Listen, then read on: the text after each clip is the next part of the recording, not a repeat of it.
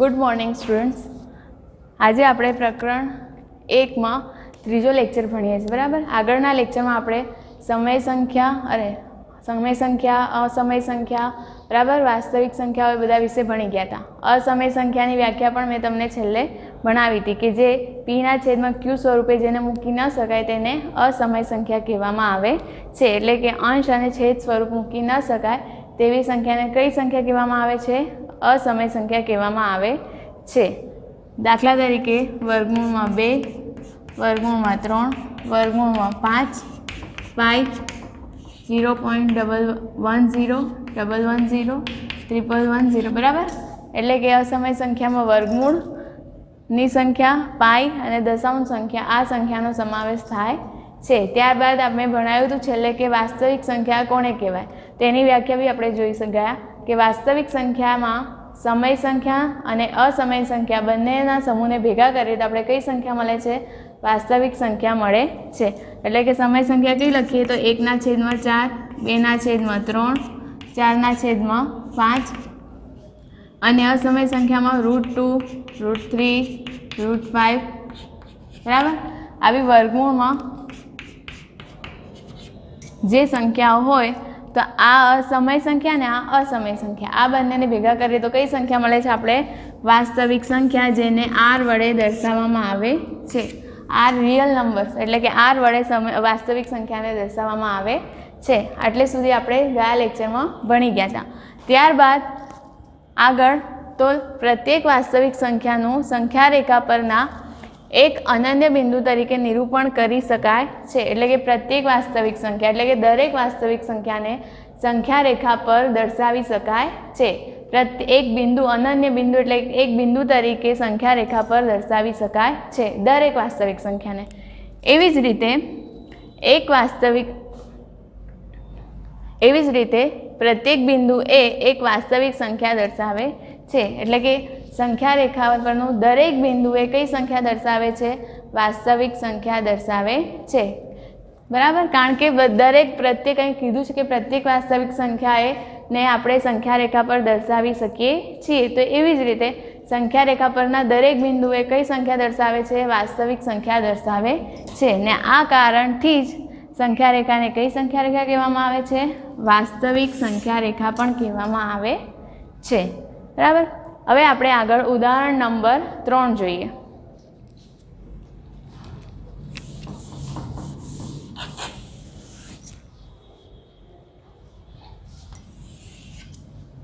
तो उदाहरण नंबर 3 कयो छे? અહીં લખ્યું છે સંખ્યા રેખા પર વર્ગમૂળમાં 2 દર્શાવો। એટલે કે હવે આપણે સંખ્યા રેખા પર અસમય સંખ્યા દર્શાવવાની છે।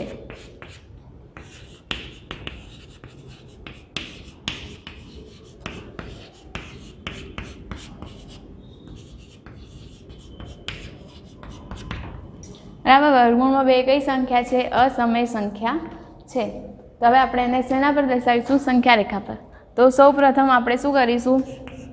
तो सौ प्रथम आपणे 1 एकम लंबाई वाळा एक चोरस OABC लईशुं।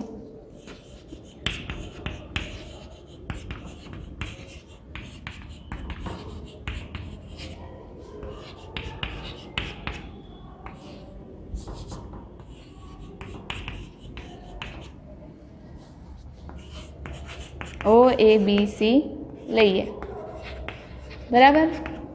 तो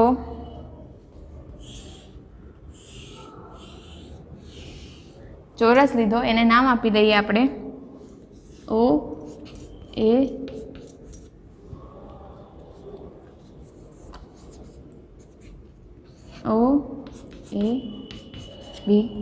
बराबर।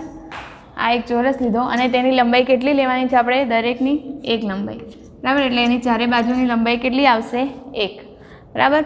हवे आपणे एनी अंदर शुं लईशुं? एक विकर्ण लईए, बराबर। विकर्ण कयो लईए? OB। तो अहीं देखो आपणे अहीं एक काटकोण त्रिकोण मळ्यो, काटकोण त्रिकोण OBA, बराबर। आ कयो त्रिकोण मळ्यो आपणे? काटकोण त्रिकोण। तो हवे आपणे आ काटकोण त्रिकोण लईए तो एनाम देखो OA केटला आपेला छे? 1, AB केटला छे? 1। आपणी पासे OB एटले के कर्ण छे नहीं, તો આપણે પહેલાં આપણે શું શોધીશું? આ ત્રિકોણ ઓ એ બીમાં કાટકોણ ત્રિકોણ ઓ એ બીમાં શું શોધીશું? ઓ બી એટલે કે કર્ણ શોધીશું. તો એના માટે કયો નિયમ લઈશું? તો પાયથાગોરસના નિયમ મુજબ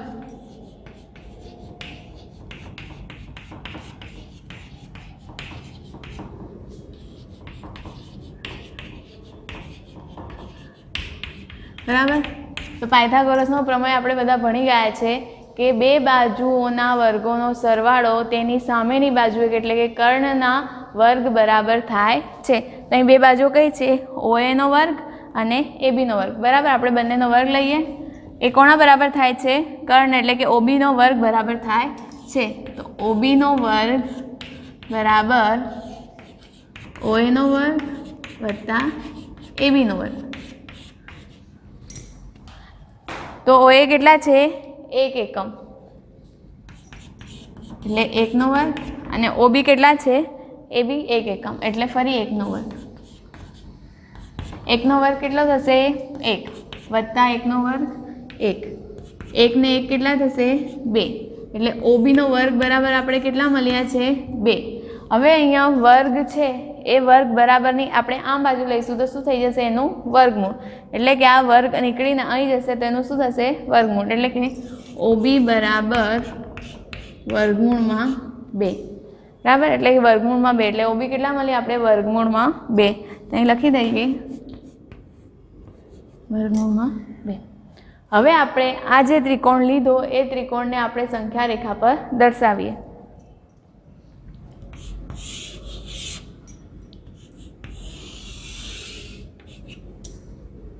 બરાબર. અહીં 0 લઈએ. એનાથી 1 એકમમાં 1 2 નહીં કઈ સંખ્યા આવશે? ઋણ સંખ્યા. બરાબર. સંખ્યા રેખા દર્શાવી. હવે આપણે સંખ્યા રેખા પર ચોરસને એવી રીતે દર્શાવીએ કે આનું શિરોબિંદુ એટલે કે આ ત્રિકોણનું જે શિરોબિંદુ ઓ છે એ કઈ આવવું જોઈએ? 0 પર આવવું જોઈએ. તો દેખો અહીંયા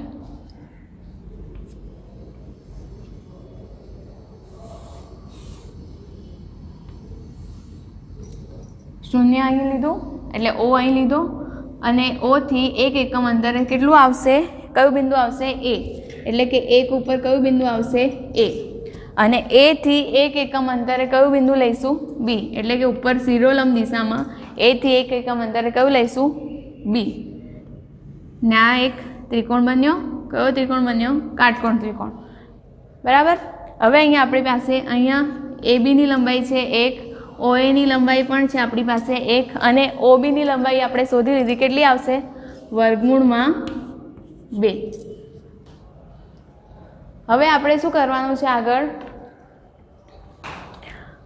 વર્ગમૂળમાં 2 આપણે એની લંબાઈ શોધી લીધી. હવે આ પરિકર વડે ઓ ને કેન્દ્ર લઈ અને ઓબી જેટલી ત્રિજ્યા એટલે કે ઓબી એટલે કે વર્ગમૂળમાં 2 આટલી ત્રિજ્યા આટલું માપ લઈને ચાપ કઈ મારવાની છે? સંખ્યા રેખા પર. તો દેખો આપણે અહીં પરિકર લઈએ છીએ.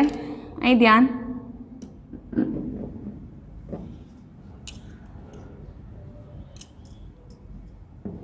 અને કેટલી ત્રિજ્યા લીધી? અહીં દેખો ઓબી જેટલી મેં ત્રિજ્યા લીધી. કેન્દ્ર ઓ લીધું અને ઓબી જેટલી ત્રિજ્યા લીધી અને ચાપ કઈ મારીશું? સંખ્યા રેખા પર ચાપ મારી. બરાબર. અહીંયા શું મારી આપણે? સંખ્યા રેખા પર ચાપ મારી. તો અહીંયા જે બિંદુ આપણે મળ્યું એ બિંદુને આપણે શું નામ આપીશું? પી. બરાબર. અને આ જે બિંદુ મળ્યું એ કયું બિંદુ મળ્યું?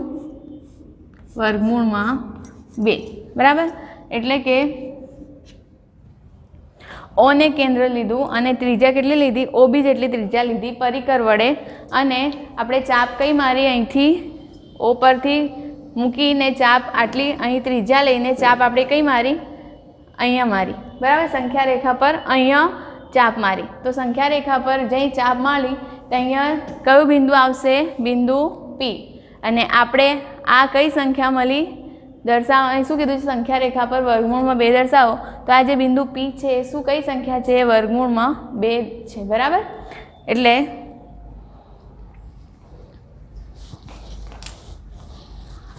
અહીં નીચે લખીએ આપણે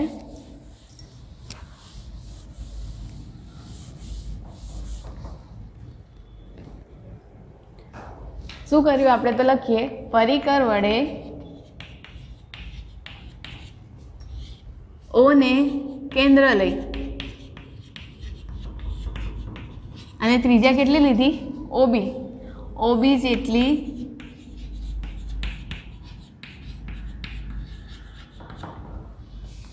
ત્રિજ્યા લઈ સંખ્યા રેખા પર ચાપ દોરીએ. બરાબર, આપણે સંખ્યા રેખા પર ચાપ દોરી આ રહી. બરાબર, હવે જે સંખ્યા રેખાને કયા બિંદુમાં છેદશે, પી બિંદુમાં છેદે છે.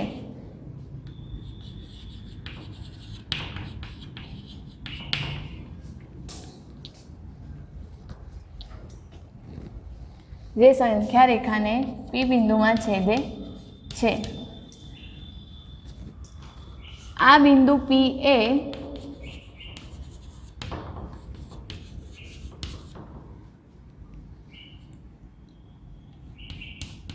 વર્ગમૂળમાં 2 ને સંગત બિંદુ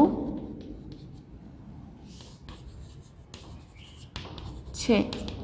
બરાબર, એટલે કે પી એ કયું બિંદુ થયું, વર્ગમૂળમાં 2. એટલે આ રીતે આપણે સંખ્યા રેખા પર કયું બિંદુ દર્શાવ્યું, વર્ગમૂળમાં 2. એટલે કે કઈ સંખ્યા દર્શાવી, વર્ગમૂળમાં 2. એટલે કે અસમય સંખ્યા દર્શાવી શકાય. ફરી એકવાર આપણે દેખી લઈએ, રિપીટ કરી લઈએ કેવી રીતે કર્યું. તો સૌપ્રથમ આપણે શું લીધું, 1 એકમ લંબાઈવાળો ચોરસ OABC, એટલે કે 1 એકમ લંબાઈ ધરાવતો કયો ચોરસ લીધો, OABC. એટલે કે ચારે બાજુ કઈ લંબાઈ ધરાવે છે, 1 એકમ.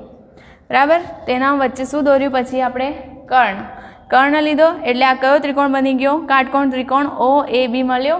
હવે કાટકોણ ત્રિકોણમાં OA અને ABની બાજુ આપણે લઈ લીધી છે 1 1. બરાબર, આપણી પાસે OB એટલે કે કર્ણની બાજુ નથી, તો આપણે કયો નિયમ ઉપયોગ કર્યો, પાયથાગોરસનો નિયમ. બરાબર, પાયથાગોરસનો નિયમ શું કહે છે કે બંને બાજુઓના વર્ગોનો સરવાળો એ તેની સામેની બાજુ એટલે કે કર્ણના વર્ગ બરાબર થાય છે.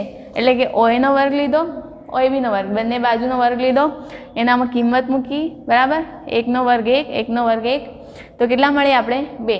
હવે OB નો વર્ગ અહીં છે, તો આ વર્ગને આપણે બરાબરની આમ બાજુ લઈ જઈશું તો એનું શું થઈ જશે, વર્ગમૂળ. તો OB બરાબર કેટલું મળ્યું, વર્ગમૂળમાં 2, એટલે કે √2 મળ્યા. હવે આપણે OB ની કિંમત કેટલી મળી ગઈ, √2 મળી ગયા. હવે આપણે આ ત્રિકોણને કઈ દર્શાવીશું, સંખ્યા રેખા પર. બરાબર, તો સંખ્યા રેખા પર આપણે શું દર્શાવીશું, ત્રિકોણ. તો સૌ પ્રથમ ત્રિકોણને એવી રીતે દર્શાવવાનો જેથી ત્રિકોણનું જે શિરોબિંદુ O છે એ કઈ આવવું જોઈએ, સંખ્યા રેખા પર 0 છે એની ઉપર આવવું જોઈએ. તો આપણે અહીં 0 પર O મૂક્યું, તેનાથી 1 એકમ દૂર એટલે કે 1 પર શું આવશે, A બિંદુ મળશે. અને A થી 1 એકમ એટલે કે ઉપર શિરોલંબ દિશામાં 1 એકમ પર શું આવશે, બિંદુ B. બરાબર, તો O અને B ને આપણે શું કર્યા, જોડ્યા. એટલે આપણે કયો મળી ગયો, કાટકોણ ત્રિકોણ મળ્યો, જેની આપણે ત્રણેયની કિંમત આપણી પાસે છે. હવે ત્યારબાદ શું કરવાનું છે, O ને કેન્દ્ર લઈ એટલે પરિકર તમારે કઈ મૂકવાનું, O પર. અને ત્રિજ્યા એટલે કે OB એટલે કે આટલું માપ લઈ અને સંખ્યા રેખા પર ચાપ મારવાની છે. એટલે કે આ રીતે સંખ્યા રેખા પર શું મારીશું, ચાપ. બરાબર, આ રીતે અહીં બતાવ્યું તું મેં એવી રીતે OB જેટલી ત્રિજ્યા લઈને અહીંયા ચાપ મારવાની છે. તો સંખ્યા રેખા પર જે ચાપ તમે મારી એ સંખ્યા રેખાને કયા બિંદુમાં છેદે છે, P બિંદુમાં છેદે છે. અને આ જે બિંદુ P છે એ જ આપણું શું છે, વર્ગમૂળમાં 2. એ જ સંખ્યા આપણી વર્ગમૂળમાં 2 છે. એટલે આ સંખ્યા કઈ થઈ, વર્ગમૂળમાં 2. એટલે આ રીતે સંખ્યા રેખા પર અસમય સંખ્યા દર્શાવી શકાય. બરાબર, ત્યારબાદ આપણે ચોથું ઉદાહરણ લઈએ.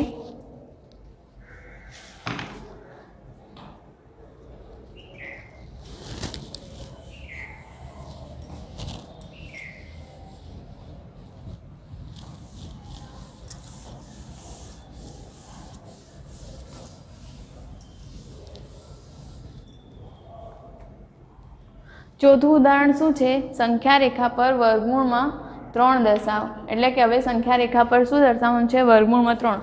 વર્ગમૂળમાં 2 આપણે દર્શાવી લીધું. હવે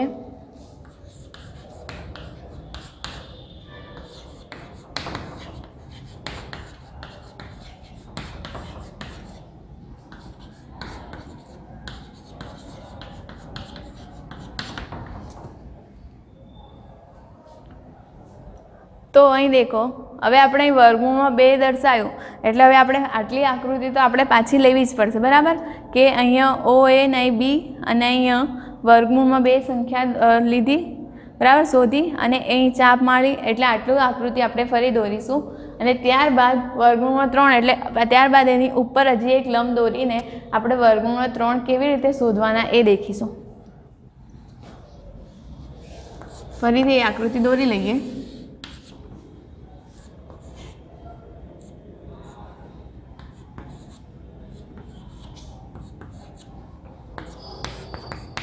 બરાબર ફરી અહીંયા મેં બતાવ્યું એમ કે ઓ શૂન્ય કઈ આવવું જોઈએ અરે શૂન્ય પર શું આવવું જોઈએ ઓ બિંદુ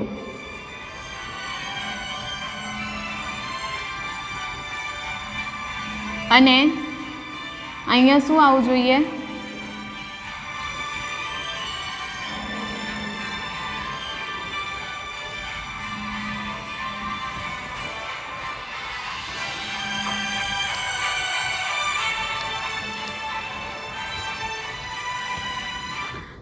બરાબર ઓ અહીં આવવું જોઈએ એનાથી 1 એકમ પર કયું બિંદુ આવવું જોઈએ એ એટલે કે ઓ એ કયું 1 એકમ થયું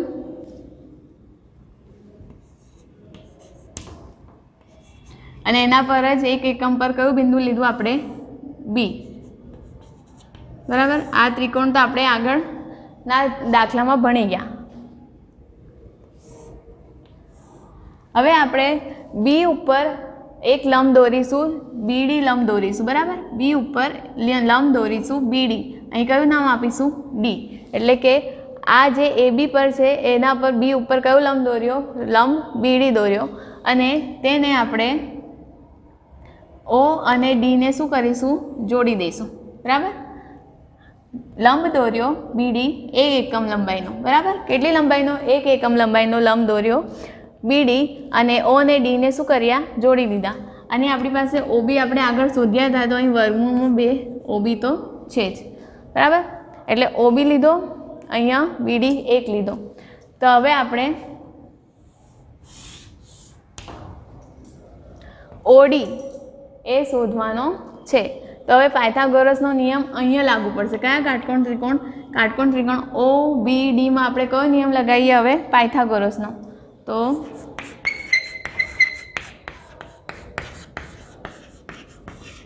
પાયથાગોરસના પ્રમેય પ્રમાણે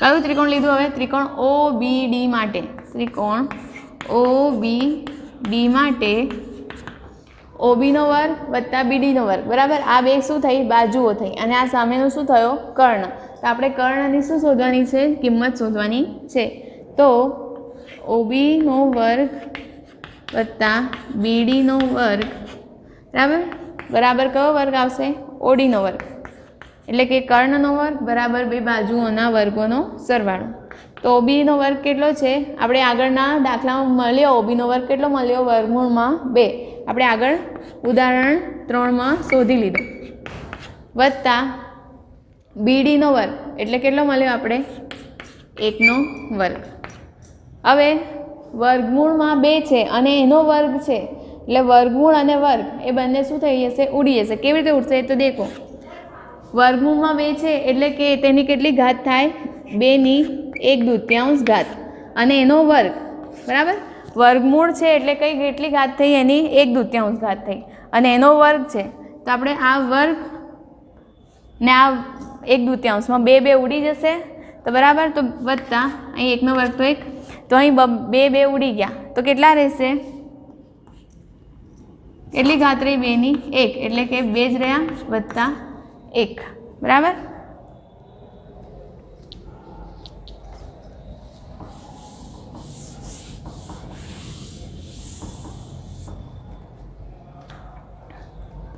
એટલે કે ઓડીનો વર્ગ બરાબર આપણે કેટલા મળશે 2 વત્તા 1 એટલે બરાબર 3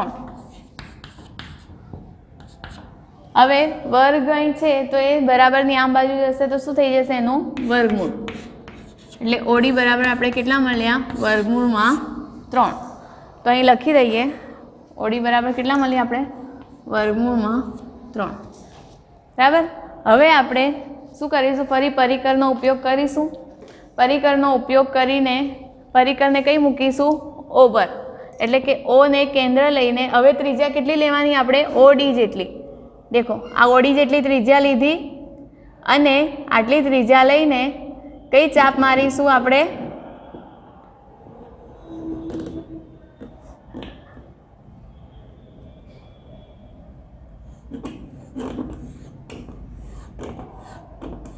બરાબર સંખ્યા રેખા પર ચાપ મારીશું.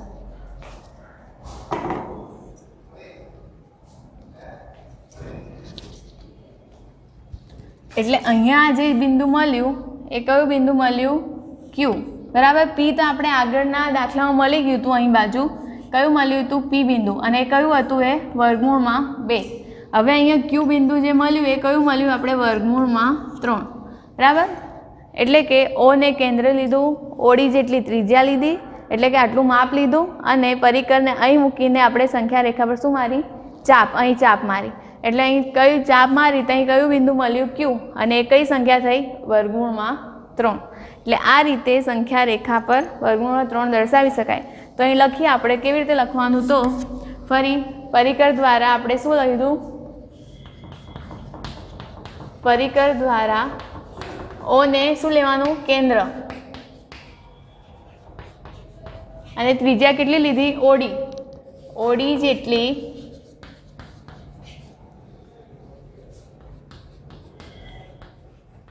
ત્રિજ્યા લઈ સંખ્યા રેખા પર ચાપ દોરીએ.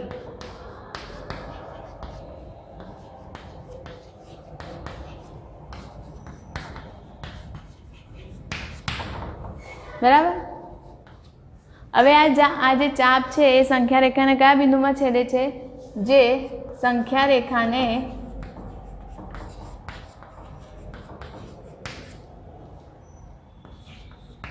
ક્યુ બિંદુમાં છેદે છે, જેથી બિંદુ ક્યુ એ વર્ગમૂળ 3 ને સંગત બિંદુ મળે છે.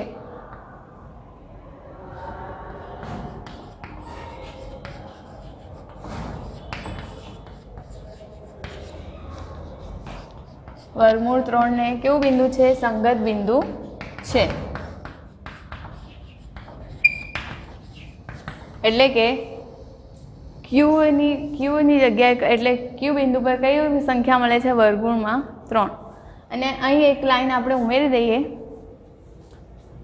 પાયથાગોરસના પ્રમેય પ્રમાણે પહેલાં આપણે શું કર્યું હતું કે બી ઉપર બીડી એટલે કે એક એકમ લંબાઈવાળો શું દોર્યો હતો આપણે લંબ દોર્યો હતો. તો અહીં એક પોઈન્ટ ઉમેરી દેવાનું છે કે બી બિંદુ પર એક એકમ લંબાઈવાળો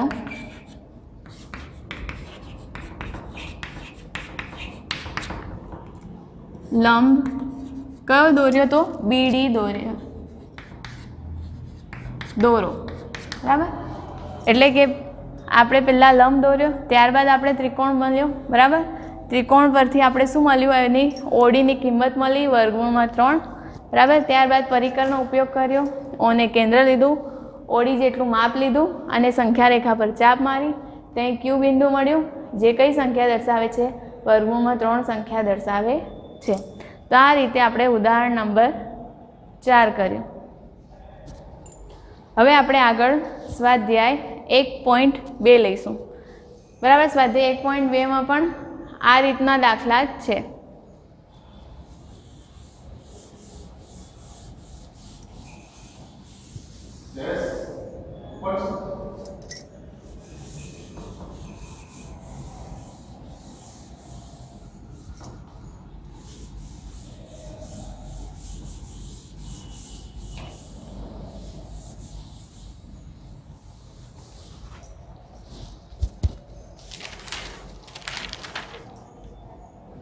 હવે સ્વાધ્યાય 1.2માં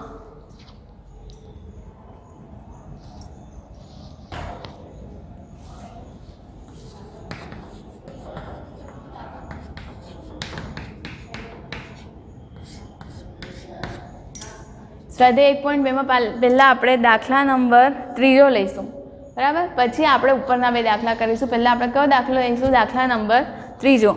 તો ત્રીજો દાખલો શું છે કે સંખ્યા રેખા પર વર્ગમૂળમાં 5 દર્શાવો। બરાબર, આગળ આપણે બે ઉદાહરણ કર્યા, ઉદાહરણ 3 અને 4, તેનામાં શું દર્શાવ્યું હતું? સંખ્યા રેખા પર વર્ગમૂળમાં 2 અને વર્ગમૂળમાં 3। હવે આપણે શું દર્શાવવાનું છે? સંખ્યા રેખા પર વર્ગમૂળમાં 5 દર્શાવવાનું છે। તો પહેલાં આપણે સંખ્યા રેખા દોરી લઈએ। 0 1 2 3 4, નહીં શું આવશે? ઋણિક।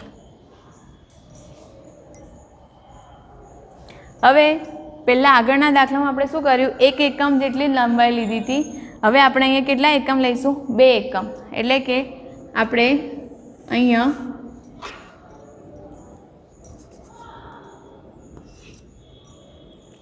કયું બિંદુ લઈશું? બિંદુ O। હવે O થી 2 એકમ એટલે કે 2 એકમ જેટલી લંબાઈ લઈશું। એટલે કે અહીંયા 2 એકમ સુધી જઈએ। 2 એકમ એમ દૂર કયું બિંદુ લઈશું? બિંદુ A। એટલે કે ઉગમ બિંદુથી 2 એકમ અંતરે કયું બિંદુ રચવાનું છે? બિંદુ A। બરાબર, ત્યારબાદ તો અહીં આપણે સાથે સાથે લખતા બી જઈએ એટલે ધ્યાન આવશે। ઉગમ બિંદુ થી 2 એકમ ના અંતરે બિંદુ એ રચો। બરાબર, એટલે આપણે ઉગમ બિંદુ એટલે કે O પરથી 2 એકમ એટલે આટલું તો એક લંબાઈ હતું જ। બરાબર, આટલું બીજી એક લંબાઈ એટલે 1 અને 1 2 થયું। 2 અંતરે 2 એકમ અંતરે શું થયું? બિંદુ રચ્યું A। તો અહીં લખી દઈએ 2 એકમ અંતર। બરાબર, હવે A થી શિરોલંબ દિશામાં, A થી 1 એકમ અંતરે શિરોલંબ દિશામાં આપણે બિંદુ શું લઈશું? B। બરાબર, અહીં કયું કેટલું અંતર? 1 એકમ અંતર। બરાબર, ને કયું બિંદુ લીધું આપણે? બિંદુ B। તો અહીં લખીએ બિંદુ A થી શિરોલંબ દિશામાં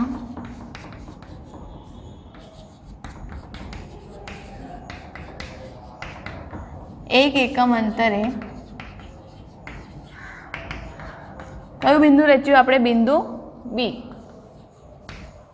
બિંદુ B રચો। બરાબર, એટલે અહીંયા બિંદુ B રચ્યું। હવે આપણે O અને B ને શું કરી દઈએ? જોડી દઈએ। બરાબર, તો ત્યારબાદ શું રચવાનું છે? તો આ કયો ત્રિકોણ થઈ ગયો આપણી પાસે? કાટકોણ ત્રિકોણ થઈ ગયો। ત્યારબાદ કાટકોણ ત્રિકોણ કયો રચાયો? OAB રચો।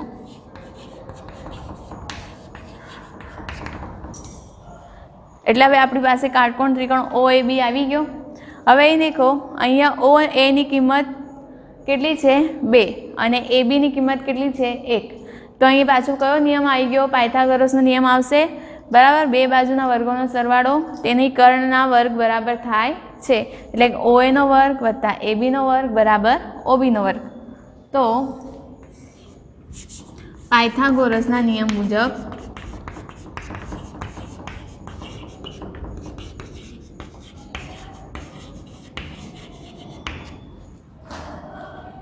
OA નો વર્ગ વત્તા કયો વર્ગ? AB નો વર્ગ વત્તા OB નો વર્ગ।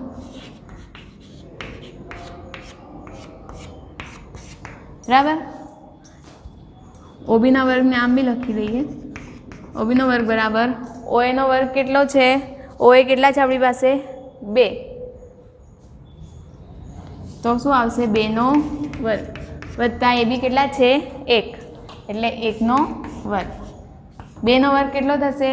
4 વત્તા 1 નો વર્ગ 1। 4 વત્તા 1 કેટલા થયા? 5। તો OB નો વર્ગ બરાબર કેટલા મળ્યા આપણી પાસે? 5। હવે વર્ગ અહીં છે, વર્ગમૂળની બરાબરની પહેલી બાજુ જશે તો શું થઈ જશે? વર્ગમૂળ। તો OB બરાબર વર્ગમૂળમાં 5। તો આપણે OB કેટલા મળી ગયા? વર્ગમૂળમાં 5 તો અહીં લખી દઈએ OB બરાબર વર્ગમૂળમાં 5. આટલું ધ્યાન આવ્યું. હવે ફરી પાછો પરિકરનો ઉપયોગ કરીએ. આપણી પાસે ત્રિજ્યા OB જેટલી ત્રિજ્યા આવી ગઈ છે, વર્ગમૂળમાં 5 મળી ગયા છે. ફરી પરિકરનો ઉપયોગ કરીને O ઉપર શું મળીશું? પરિકર, એટલે O ને કેન્દ્ર લઈશું અને ત્રિજ્યા કેટલી લઈશું? હવે OB જેટલી ત્રિજ્યા, એટલે કે OB જેટલું માપ લઈને કઈ ચાપ મારીશું? સંખ્યા રેખા પર ચાપ મારીશું. બરાબર. ત્યાં જે બિંદુ મળે એ કયું બિંદુ થશે? વર્ગમૂળમાં 5 બિંદુ મળશે. ફરી પરિકરનો ઉપયોગ કરીએ.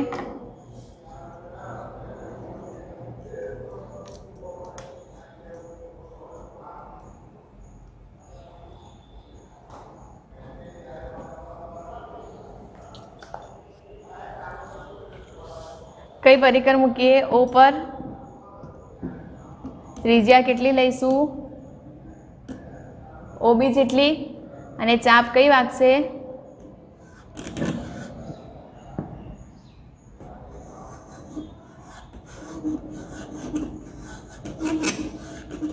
અહીં ચાપ વાગી.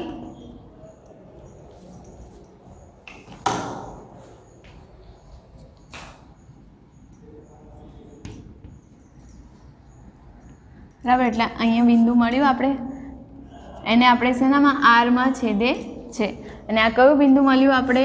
વર્ગમૂળમાં 5. કઈ સંખ્યા મળી ગઈ? વર્ગમૂળમાં 5 સંખ્યા મળી ગઈ. બરાબર. તો આગળ આપણે લખીશું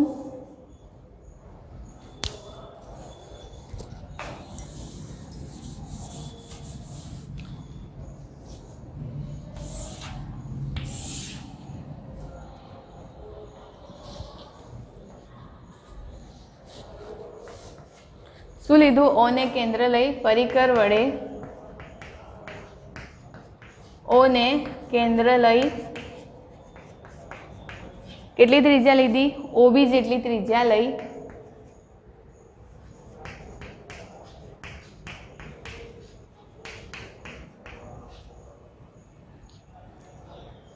સંખ્યા રેખા પર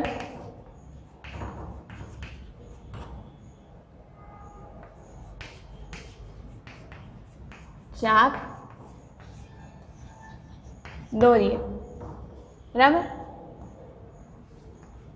જે આ ચાપ, એટલે કે જે ચાપ સંખ્યા રેખાને કયા બિંદુમાં છેદે છે? R બિંદુમાં છેદે છે.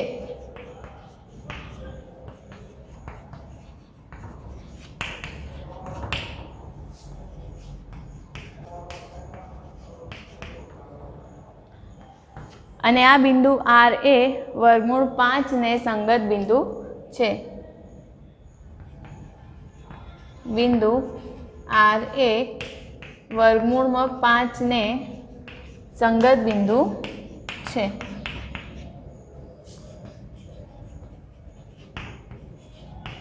બરાબર. એટલે કે આ રીતે આપણે સંખ્યા રેખા પર કઈ સંખ્યા દર્શાવી? વર્ગમૂળમાં 5 સંખ્યા દર્શાવી. ફરી એક વખત દેખી લઈએ.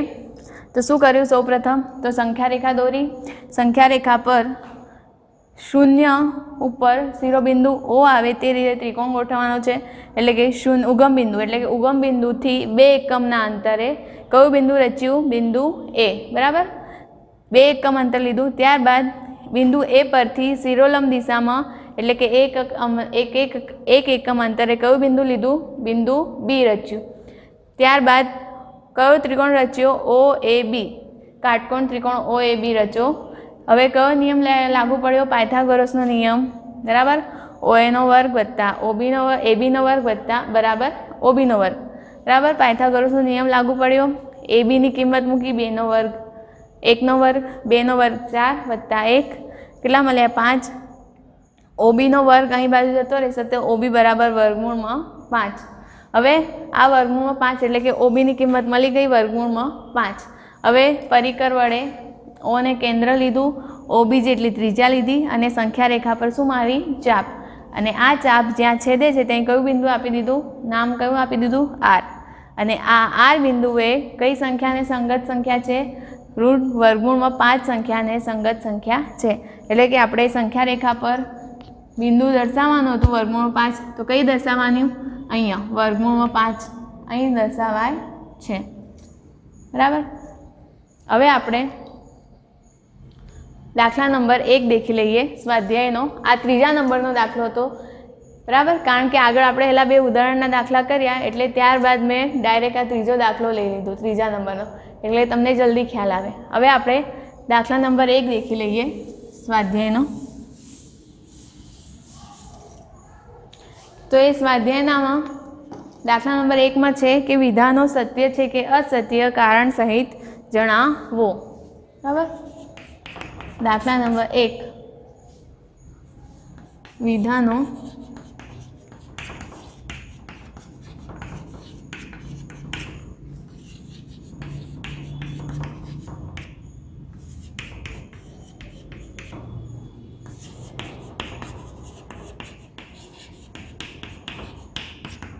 તો એનામાં પહેલું વિધાન છે દરેક સમય સંખ્યા એ વાસ્તવિક સંખ્યા છે.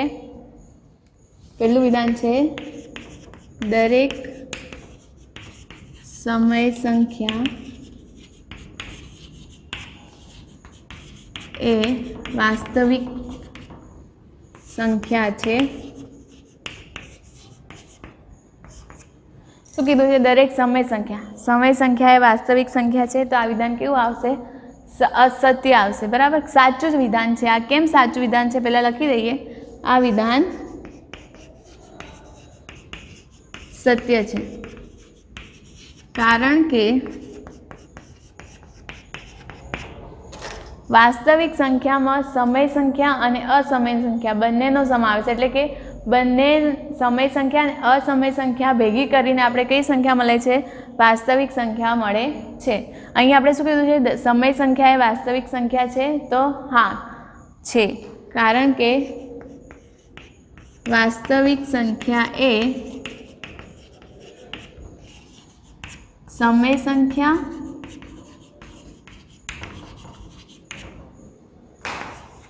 અને અસમય સંખ્યાનો શું છે? સમૂહ છે.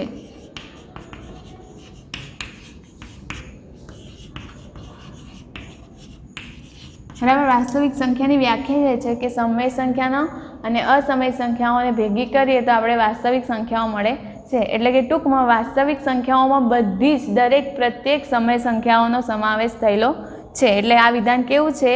એટલે કે દરેક વાસ્તવિક સંખ્યા દરેક સમય સંખ્યા એ વાસ્તવિક સંખ્યા છે. ત્યારબાદ બીજું વિધાન છે સંખ્યા રેખા પરનું દરેક બિંદુ કોઈક સંખ્યા રેખા પરનું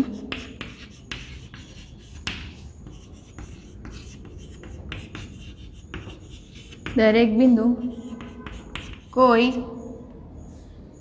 પ્રાકૃતિક સંખ્યા m માટે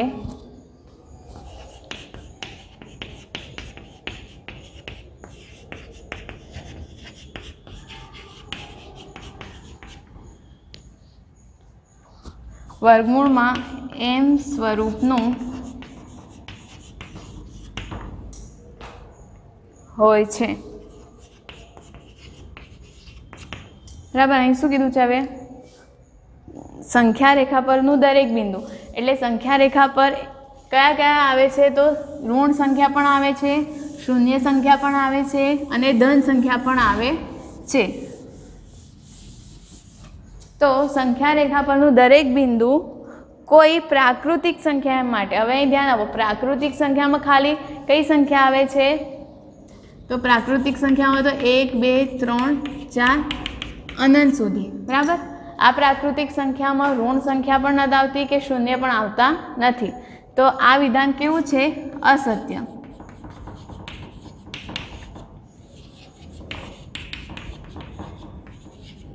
કારણ કે સંખ્યા રેખા પર આવતા જે ઋણ પૂર્ણાંકો છે એ કોઈ પ્રાકૃતિક સંખ્યા m માટે વર્ગમૂળમાં m સ્વરૂપનું હોતું નથી. બરાબર, એટલે કે આ જે ઋણ પૂર્ણાંકો છે, શૂન્ય છે, એ પ્રાકૃતિક સંખ્યામાં આવતા નથી. એટલે કે સંખ્યા રેખા પરના દરેક બિંદુ એ કોઈ પ્રાકૃતિક સંખ્યા માટે વર્ગમૂળમાં m સ્વરૂપ દર્શાવતા નથી. તો આ વિધાન કેવું છે? અસત્ય છે. કારણ કે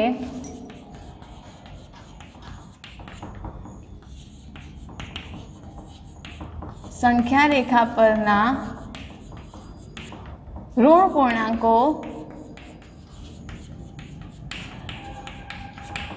પૂર્ણાંકો એ કોઈ પ્રાકૃતિક સંખ્યા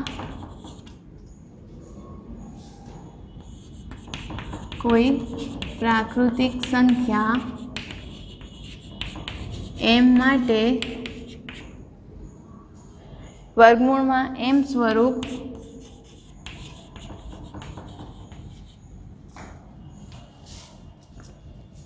નું ન હોઈ શકે। એટલે કે અહીં પ્રાકૃતિક સંખ્યા કીધી છે તો પ્રાકૃતિક સંખ્યામાં ઋણ પૂર્ણાંકો અને શૂન્ય આવતા નથી। એટલે કે સંખ્યા રેખા પરના દરેક બિંદુ કોઈ પ્રાકૃતિક સંખ્યા m માટે વર્ગમૂળમાં m સ્વરૂપ દર્શાવતા નથી। ખાલી સંખ્યા રેખા પરના કયા પૂર્ણાંકો આ સ્વરૂપ દર્શાવે છે?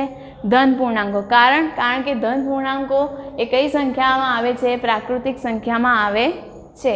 એટલે ત્યાં આ પ્રાકૃતિક સંખ્યામાં ધન પૂર્ણાંકો આવે છે એટલે માત્ર ધન પૂર્ણાંકો જ m માટે વર્ગમૂળમાં m સ્વરૂપ દર્શાવી શકાય છે। બરાબર? બીજા ઋણ પૂર્ણાંકો આ સ્વરૂપ દર્શાવી શકતા નથી। એટલે કે સંખ્યા રેખા પરના બધા જે બિંદુઓ છે એ પ્રાકૃતિક સંખ્યા માટે m માટે આ સ્વરૂપ દર્શાવી શકતા નથી। ત્યારબાદ ત્રીજું વિધાન છે દરેક વાસ્તવિક સંખ્યા એ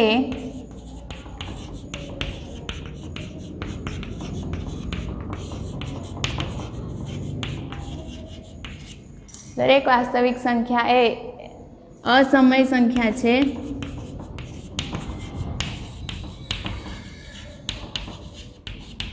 તો આ વિધાન કેવું આવશે? અસત્ય। કારણ આ વિધાન અસત્ય છે કારણ કે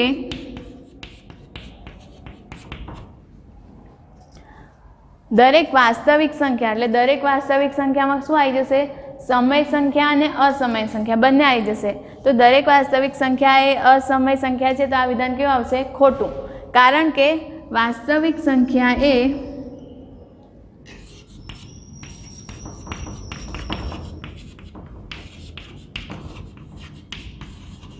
સમય સંખ્યા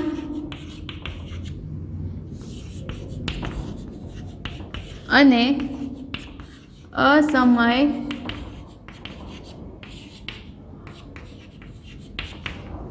સંખ્યા બંનેની સંખ્યાનો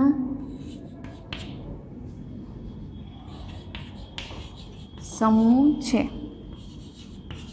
એટલે કે વાસ્તવિક સંખ્યામાં સમય સંખ્યા અને અસમય સંખ્યા બંને આવે છે, માત્ર અસમય સંખ્યા આવતી નથી। એટલે કે આ વિધાન કેવું છે? ખોટું છે। બરાબર? ત્યારબાદ આપણે બીજા નંબરનો દાખલો લઈશું।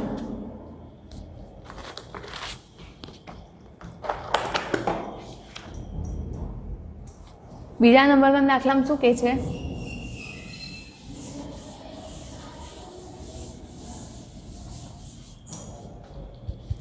શું દરેક ધન પૂર્ણાંકનું બીજા નંબરનો દાખલો શું દરેક ધન પૂર્ણાંકનું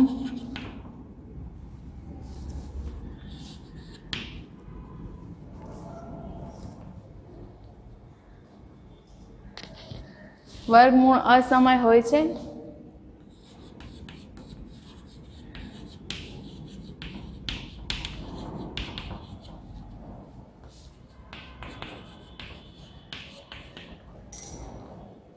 ના, તો એવી એક સંખ્યાનું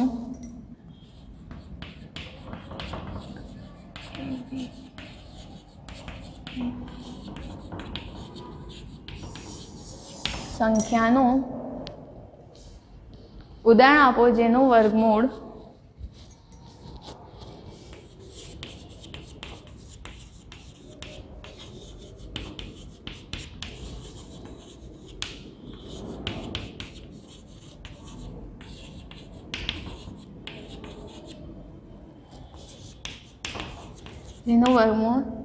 સમય સંખ્યા હોય। બરાબર. અહીંયા હવે શું કીધું છે? શું દરેક ધન પૂર્ણાંકનું વર્ગમૂળ, એટલે કે ધન પૂર્ણાંક આપણે લઈએ, કોઈ બી ધન પૂર્ણાંક લઈએ, ધારો કે 4 લીધું અને અહીંયા 2 લીધું, બરાબર. આ બંને ધન પૂર્ણાંક લીધા. આ બંનેનું આપણે શું કરીએ? વર્ગમૂળ. આનું વર્ગમૂળ કાઢ્યું, આનું વર્ગમૂળ કાઢ્યું, બરાબર. હવે આનું 4નું વર્ગમૂળ કેટલું મળશે આપણે? 2. ને વર્ગમૂળ 2નું વર્ગમૂળ તો વર્ગમૂળ 2 જ રહેશે, બરાબર. હવે અહીં દેખો, આ ધન પૂર્ણાંકનું વર્ગમૂળ મળ્યું તો કેટલું મળ્યું? 2. ને આ તો વર્ગમૂળમાં 2. અહીં શું કીધું છે? શું દરેક ધન પૂર્ણાંકનું વર્ગમૂળ અસમય સંખ્યા હોય? તો આ વિધાન કેવું છે? ખોટું. દેખો, અહીંયા તો આ ધન પૂર્ણાંકનું વર્ગમૂળ ભલે અસમય સંખ્યા મળ્યું, પરંતુ અહીંયા આ ધન પૂર્ણાંકનું વર્ગમૂળ અસમય સંખ્યા મળ્યું નથી. તો આ વિધાન કેવું છે? ખોટું. એટલે કે ખોટું મીન્સ કે ના, દરેક ધન પૂર્ણાંકનું વર્ગમૂળ અસમય સંખ્યા હોતું નથી. તો આપણે લખીએ અહીંયા, ના દરેક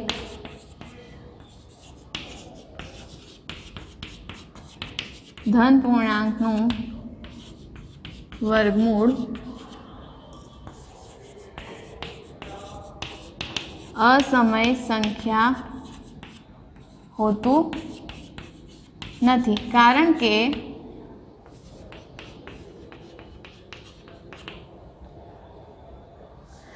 બરાબર એ વર્ગમૂળ અસમય સંખ્યા હોતું નથી. તો આગળ શું કીધું છે? ના, આ વિધાન ના હોય તો એવી એક સંખ્યાનું ઉદાહરણ આપો જેનું વર્ગમૂળ સમય સંખ્યા હોય છે. તો એવી એક ધન પૂર્ણાંક સંખ્યા લઈએ. તો એવી કઈ ધન પૂર્ણાંક સંખ્યા? તો હમણાં આપણે લીધી હતી વર્ગમૂળમાં 4, બરાબર. હવે આનું આપણે વર્ગમૂળ કાઢીએ તો કેટલું મળશે? 4નું વર્ગમૂળ 2, બરાબર. હવે આ 2 ને આપણે 2/1 સ્વરૂપે લખી શકાય. એટલે કઈ સમય સંખ્યા આવી ગઈ? અરે કઈ સંખ્યા આવી ગઈ? સમય સંખ્યા આવી ગઈ. 2/1 એટલે p/q સ્વરૂપ. ત્યારબાદ હજી એક ઉદાહરણ લઈએ, 16. 16નું વર્ગમૂળ કેટલું આવશે? 4. તો આને બી 4/1 સ્વરૂપે લખી શકાય,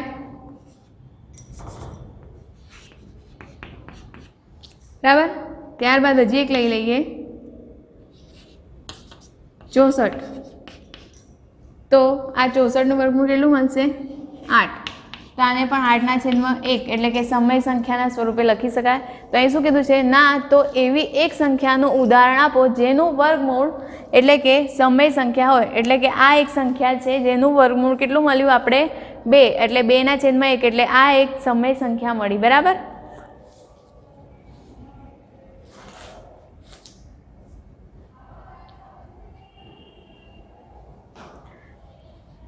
તો અહીં કારણ બી લખી દઈએ, કેમ આપણે દરેક ધન પૂર્ણાંકનું વર્ગમૂળ અસમય સંખ્યા કેમ નથી મળતું? કારણ કે